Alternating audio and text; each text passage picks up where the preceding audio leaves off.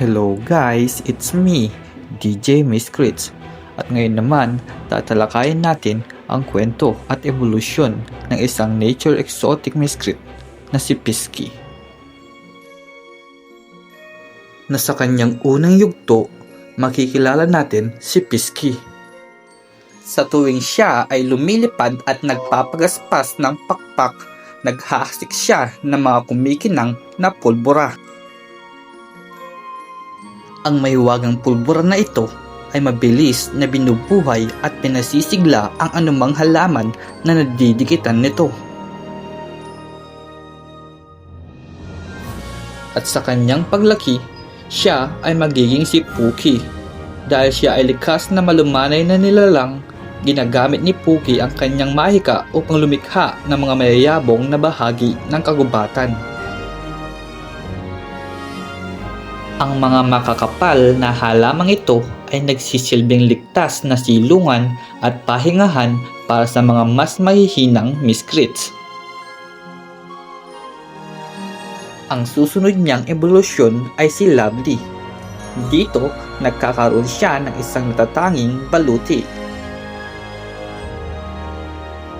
Para sa mga nagtatangkang manakit at magdulot ng pinsala sa kanya, ang kanyang plated armor ay nagiging kasing tigas ng bakal.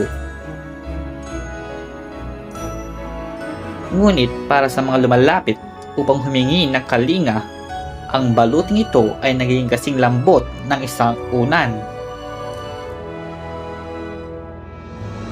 At sa kanyang pinakamataas na anyo, siya ay magiging si Silly.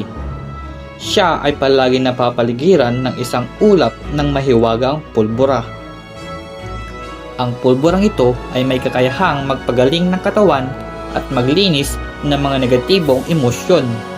Dahil sa kapangyarihang ito, napapakalma at napapayapa niya ang halos lahat ng kanyang mga kalaban sa pamamagitan lamang ng kanyang presensya. At dito na nagtatapos ang kwento at evolusyon ni Pisky. At kung may miscrit na gusto nyong talakayin natin sa susunod na kwento, i-comment nyo lang. Kung nagustuhan nyo ang ganitong klaseng kwento, just like, follow, subscribe, and hit the notification bell for more. Oh, paano ba yan mga kamiscrits? Huwag kayong mawawala. Hanggang sa susunod nating pagkikita. Paalam!